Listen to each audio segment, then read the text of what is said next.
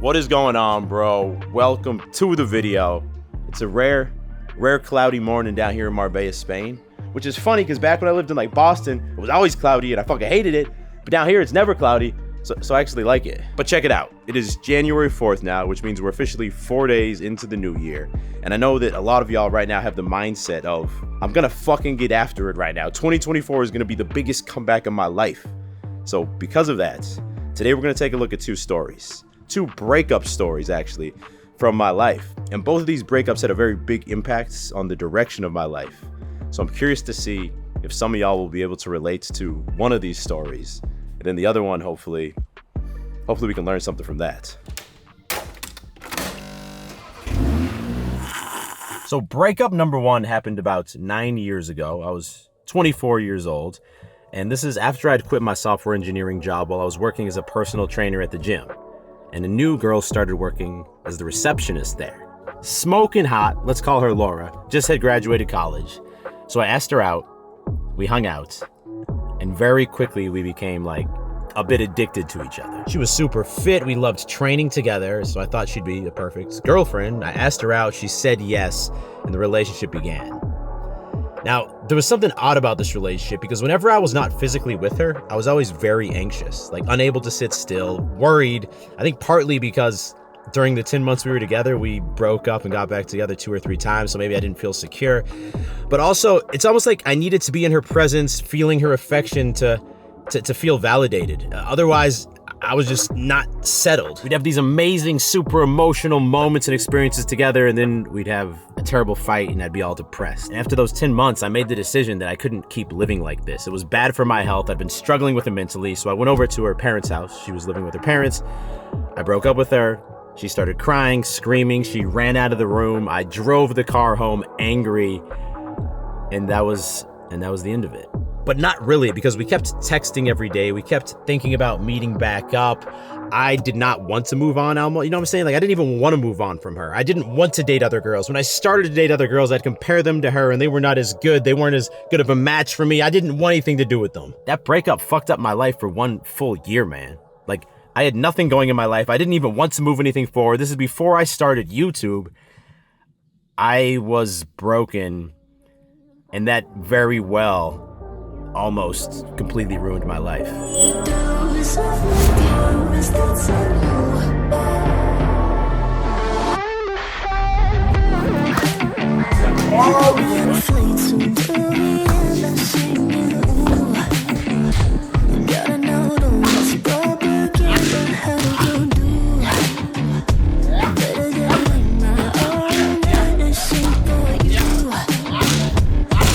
Another training session with Gorka complete. Thank you, bro. What would you say is my biggest weakness right now? I think you have to work a bit on your defense. Yeah, but we'll be fine soon. Little by little. Now, breakup number 2 happens about 2 years later. And for most of that time, I was in full-on single David mode, casually dating a bunch of different women for the better, for the worse. But then I meet this girl. Let's call her Ashley. And Ashley was different, bro. She was very intellectual and artistic in this very feminine way. She was hot as shit also, and in the bedroom, we had some chemistry. The hookups were fire. So after dating for a little bit, we decided to be exclusive, and it's the first time I made that commitment since the previous girl. Then about 3-4 months go by, the relationship is developing well. I'm starting to picture our future together, and one day she says, David, can we go for a walk together in the Boston Commons, which is this beautiful park in downtown Boston? And I'm like, yeah, Ashley, that sounds great. Let's go for the walk.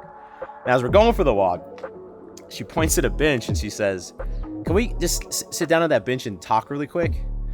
And bro, if a girl ever asks you to sit down on a bench and talk, it might mean that she's about to break up with you, because what happens next is Ashley looks at me and she says, for whatever reason, I'm just not feeling like this is the right thing for me long term. I'm breaking up with you. And bro, I was fucking shocked. I was confused. I didn't understand why she was doing it. I was in pain. It never feels good for someone to tell you they don't want to be with you anymore. You start questioning, like, why am I not enough?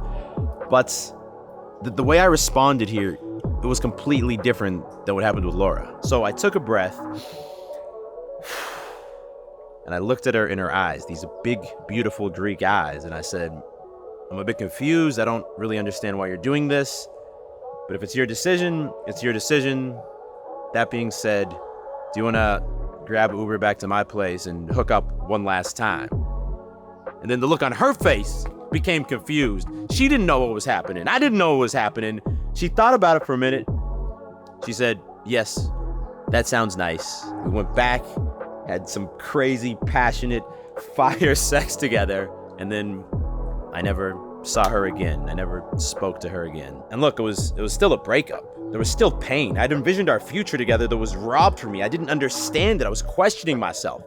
But the way I responded here, it changed my life. It literally led to the biggest comeback of my life.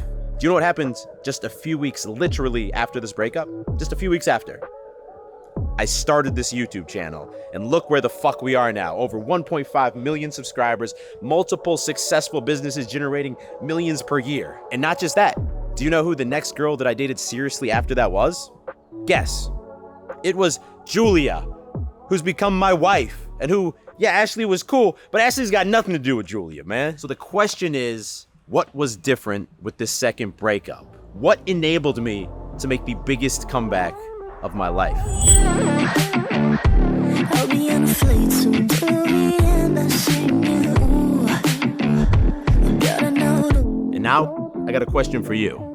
If your current girlfriend, and for those of you who don't have a girlfriend, just imagine that next week you meet the most awesome girl, you guys hit it off, you start dating, and then in 3 months or 6 months, out of the blue, she leaves you. How would you respond? Think about it for a minute. Would you respond like old simp David with Laura, who completely questioned his life and felt like he couldn't move forward after he lost such a special thing? Or would you respond like new beast David did with Ashley and just clap those cheeks one last time and keep moving forward? And looking back, there's a few reasons I was able to respond so differently the second time. I had friends around me finally who were on the same path as me. I no longer had a scarcity mindset with women. I was actually taking action in other areas of my life. I wasn't getting all of my self-worth from my girlfriend. But there was one thing that made an even bigger difference. The first time I looked at the breakup as a problem. Like, oh my God, I'm fucked. This is so bad. The second time, I looked at the breakup as a challenge. Like, fuck, this is tough. But let's see if I can't bounce back from this. So maybe some of you right now have areas of your life that you're not satisfied with. And up until now, you've looked at these things as problems. Like, my dating life sucks, my job sucks. What if instead you started to look at these things as challenges? All of a sudden, your whole focus will change and you can actually be inspired to grow. And to help you start thinking this way and moving this way, to see problems instead as challenges, that's why we created the 2024 Beast Challenge, which, in case you missed it, it actually started on Monday. Thousands of guys have already joined up. And the good news is that it's not too late to join. It's completely free. If you click the first link in description, you can join us now. If you want to repeat how things have been going the last few years, then don't worry about this. But if not, then click the link, join up, and then every day for the remainder of this week, I'll be sending you a daily challenge to make sure that you finally take control of the direction of your life and actually make 2024 your best year yet. It's your choice. Do you want to be a problem-seeking simp or a challenge-seeking beast? Julia is a pro wife of a YouTuber. She knows when I hold things up to the screen, what do you got to do? Dodge and weave. Because you can't have it, like, look at your face because it will, like, what is it called? Like, when it'll focus on the face instead of the object. So I have to move out of the way. Gotta dodge. Go get your coffee. No! David, I won't be able to sleep tonight. Yeah, but neither will I. Yes, but maybe there's nothing I can take. We're watching a movie tonight. I understand, but I'll stay up. No, Julia. No, you won't. Julia. All right, second workout today, which means tonight we're gonna need some big calories going down. And ready? Check this out.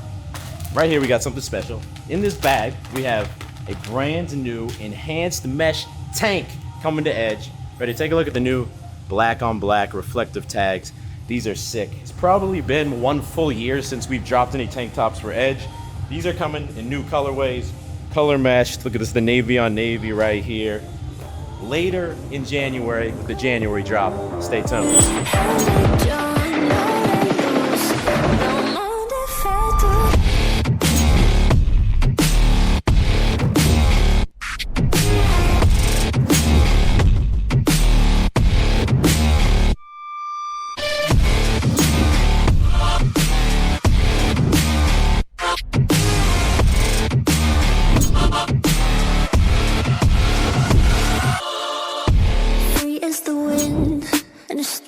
a piece of amber.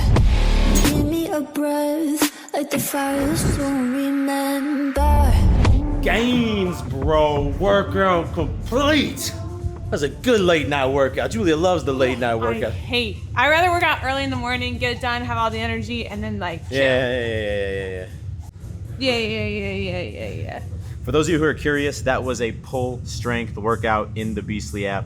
Right now I'm on the Full Body X push-pull program. I'll be honest with y'all, I'm not really a fan of the 2 workouts in one day. Like my lift definitely suffered because of the Muay Thai this morning. I prefer to have maximum intensity with the weights and then do the cardio type things like martial arts or paddle on my rest days. So now Julia's looking for, A New Year's outfit.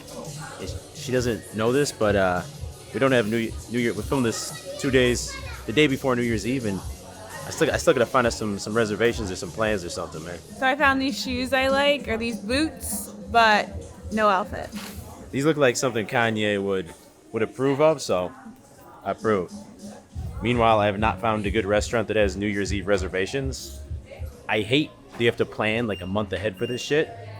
I'm not. That's my weakness. I'm not good at that. And just to clarify, it's not that we didn't have New Year's plans. It's we didn't want to go out partying and get completely shit-faced all night, so we turned down those plans. I don't know how our friends still don't know in 2024 we don't stay up past midnight. I mean, this will be an exception, but we're not gonna be like shit-faced. Maybe like 12:30. Ching ching. Salute. An exquisite 2011 Faustinal, handpicked by Papa Beast, who is a wine maestro. Maestro. Now, speaking of challenges, tonight I gave Julia a challenge of her own to make something new for dinner she's never tried before, and also to make it a lot of calories. What you got? All right, so for the starter, the appetizer, I did this like red sauce, there's 2 eggs, mozzarella, cheese, and then you dip it with olive oil bread. Saw it online, looks delicious. And then for the protein source, I did chicken salad curry. So I made my own chicken salad with carrots, a little bit of light mayonnaise, curry, and chicken, and then put it in a wrap. All right, this is Julia's egg bread. So the downside is a bit hard to eat. The upside is that it's delicious. All in all, 8.9 out of 10 dinner. Our Beast Nation would like my dinners. They probably think it was 8.9. And now we're gonna check out this new Netflix movie called Rebel Moon. It's got a lot of actors I know in it, and it looks like some epic sci-fi type of thing. So we'll see.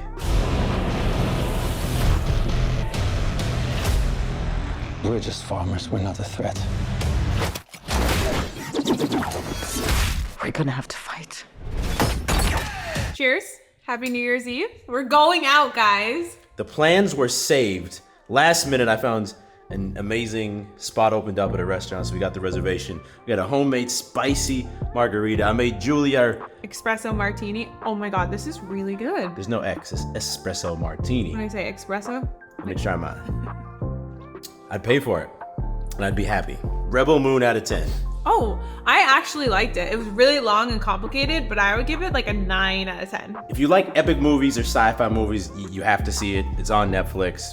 8.7 out of 10 is really well done. If you made it to the end of the video, I appreciate you, bro. I hope everybody had an amazing New Year's. I recommend you watch this video next. It is about 4 sad excuses that men need to stop using in 2024. If you want this to be the year, you make that comeback.